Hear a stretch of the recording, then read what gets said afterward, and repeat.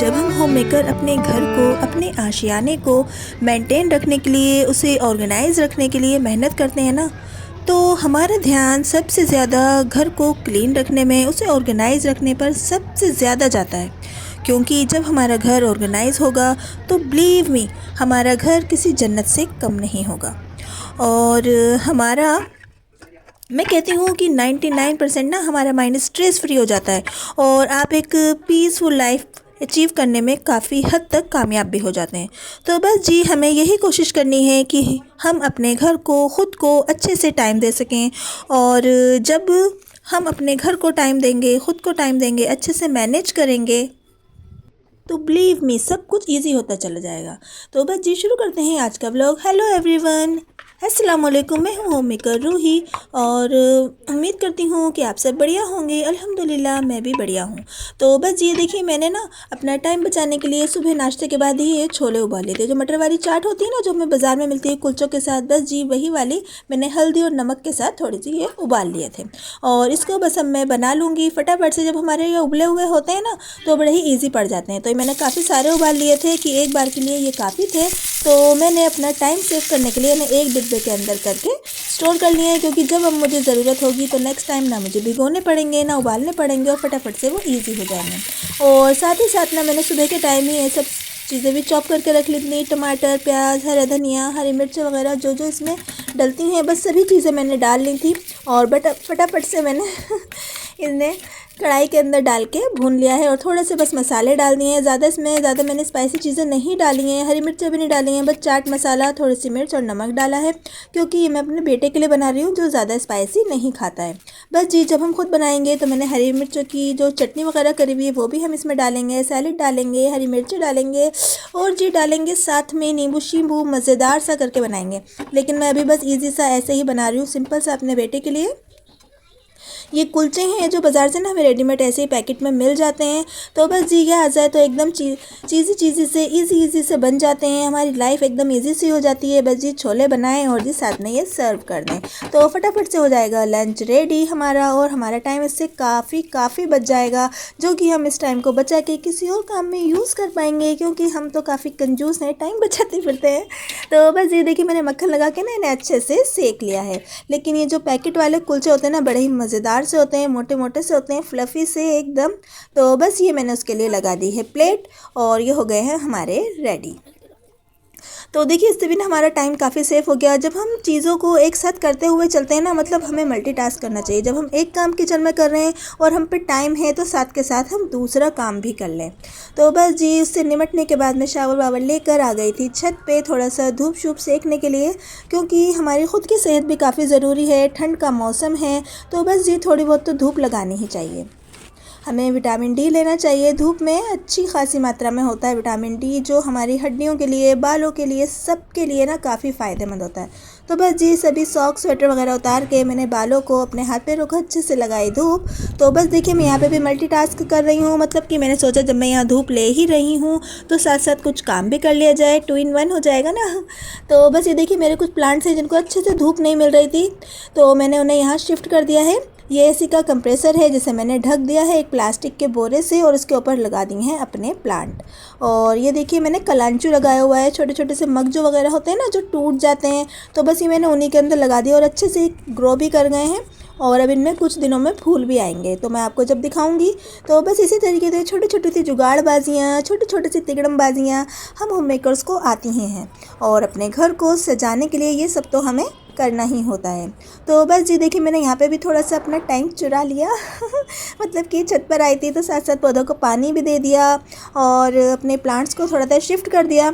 अब ये काफ़ी सारे प्लांट्स हैं, एक ही दिन में एक साथ इतना काम करना तो मुश्किल हो जाता है। तो बस जी, धीरे धीरे से करें, टाइम को मैनेज करें, ताकि आप भी फिट रहें और आपका घर भी बढ़िया से ऑर्गेनाइज रहे। बस जी देखिए, यहाँ पर सही से धूप नहीं आ रही थी ना, इसी वजह से मैंने उन्हें शिफ्ट कर दिया। तो उसके बाद फ़ौरन मैंने अपने हाथ वगैरह धोए, क्योंकि वो मिट्टी वगैरह में हो गए थे। उसके बाद लगा लिया लोशन। तो जी, ये हमारे हाथ, हमारे पैर, इन सब चीज़ों की केयर करना भी बहुत ज़रूरी है, क्योंकि ये हमारे हर काम में आगे रहते हैं, हमारे लिए बहुत बहुत यूज़फुल होते हैं। तो बस इनकी भी थोड़ी सी मक्खनबाजी हो जाए तो बस फिर मैं ऊपर से आई नीचे और जो आज के कपड़े मेरे धुले हुए थे उनको मैंने फटाफट से किया प्रेस।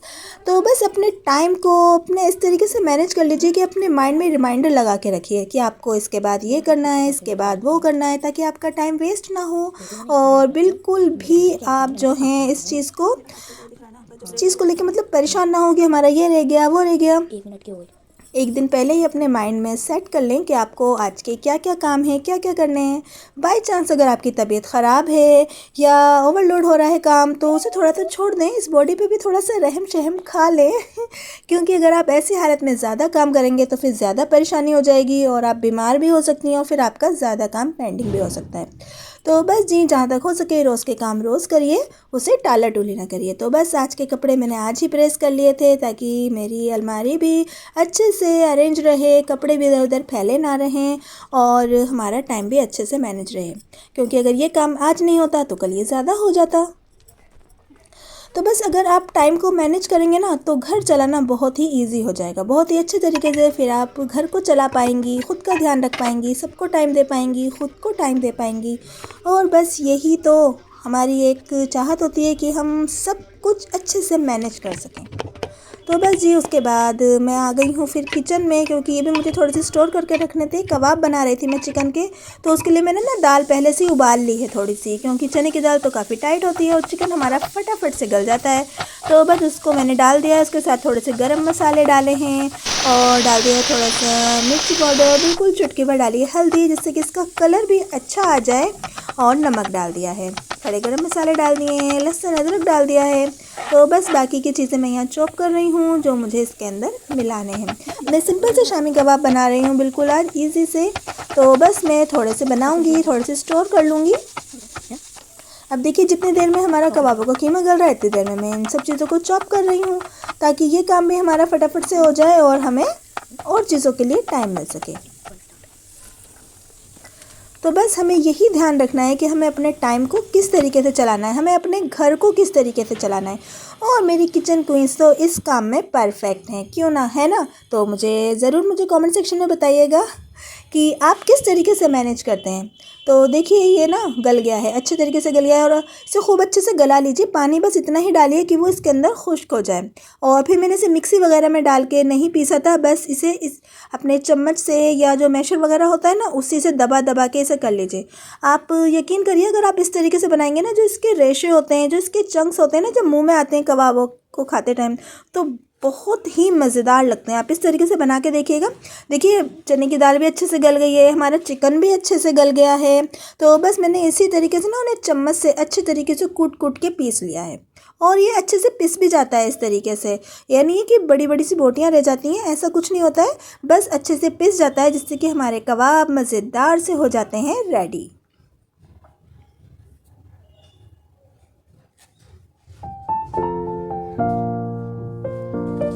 किचन में जब होते हैं हमें जब भी मल्टीटास्क करने हैं, मतलब कि जैसे कि हम अगर दूध गर्म कर रहे हैं तो इतनी देर हम अपने जो मसालों के डिब्बे वगैरह हैं या टाइल्स हैं उन्हें साफ़ कर लें, इतनी देर हम अगर वहाँ खड़े हुए हैं तो मतलब हमें बिल्कुल भी अपना टाइम वेस्ट नहीं करना है। ये नहीं करना है कि बस जी एक काम कर रहे हैं और फिर अब हम खड़े हैं। अगर हम उस जगह दूसरा काम भी कर सकते हैं एक ही वक्त में, तो हमें ज़रूर कर लेना चाहिए।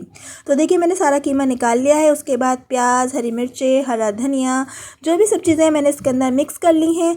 और ये एक अंडा फेंट लिया है मैंने, ये भी मैंने इसके अंदर ही मिक्स कर दिया है ताकि एक साथ सारी चीज़ें मिक्स हो जाएं और ये मज़ेदार से हमारे कबाब हो जाएं तैयार।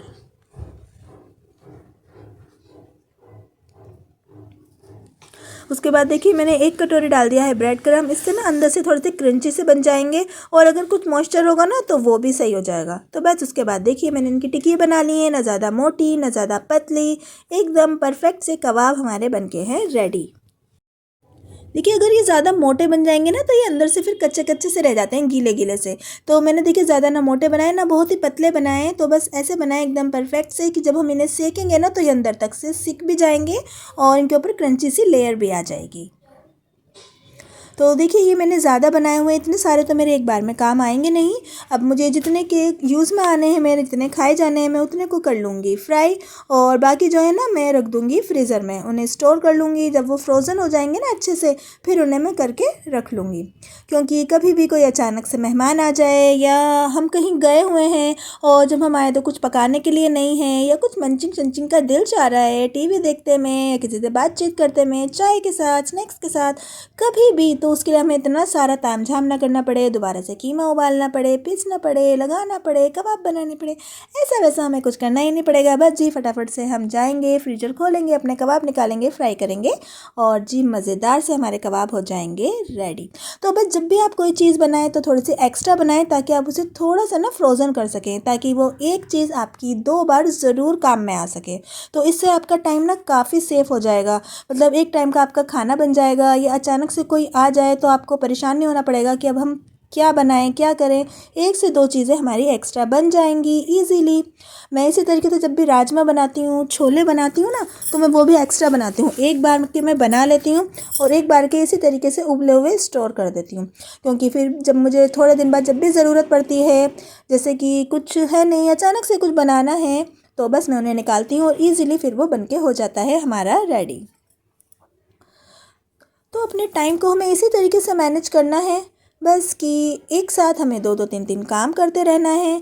लेकिन अपनी बॉडी पर इतना प्रेशर नहीं डालना। अगर आप एक साथ नहीं कर सकते हैं तो उसे रेस्ट दीजिए, उसे भी इस लायक बनाइए कि वो काम करने के लायक बन सके। ये नहीं कि अब हम ज़बरदस्ती अपने पर बोझ डाले ही जाएं। यार है तो आखिरकार हम भी इंसान ही, हो मैं करें तो क्या हुआ, है तो इंसान ही ना।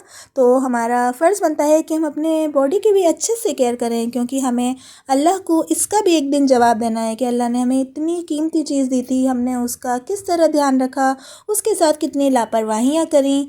तो बस आप अपना भी ध्यान रखें और अपने घर का भी अच्छे से ध्यान रखें, चीज़ों को ऑर्गेनाइज़ करके रखें, सबको आदत डालें कि जो चीज़ जहाँ से लें वो वहीं रखें।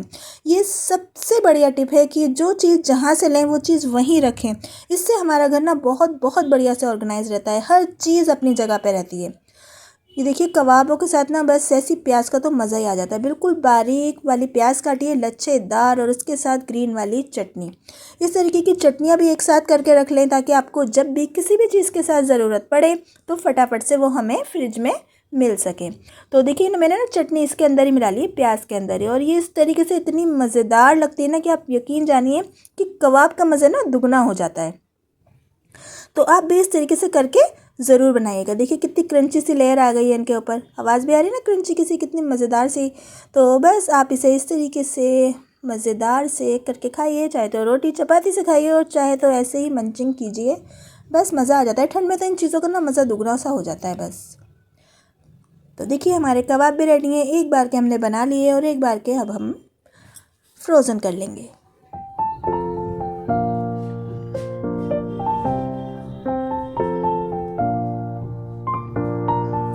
जब हमारी कुछ चीज़ें फ्रिज में पड़ी होंगी, रखी होंगी ना, तो हमारा माइंड एकदम स्ट्रेस फ्री रहेगा कि हमें अचानक से कुछ बनाना पड़ जाए या कोई आ जाए ना, तो हमें स्ट्रेस लेने की ज़रूरत नहीं है कि कुछ है नहीं, अब हम क्या करें, क्या मंगाएं, क्या करें, किस तरीके से करें।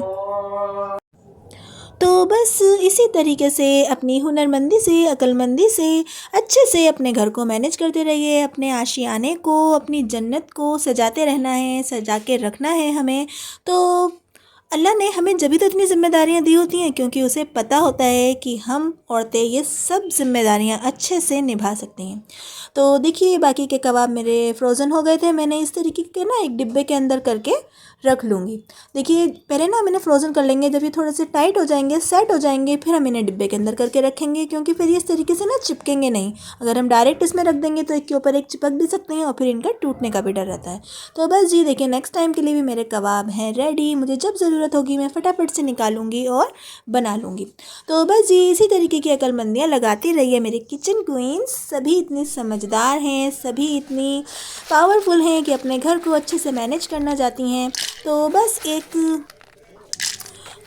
एक होम मेकर दूसरी होम मेकर का तो साथ दे ही सकती है। तो बस जी फटाफट से चैनल को सब्सक्राइब कर दीजिए, वीडियो को लाइक और शेयर कर दीजिए। मैं फिर मिलूँगी आपसे एक नए बढ़िया से टॉपिक के साथ।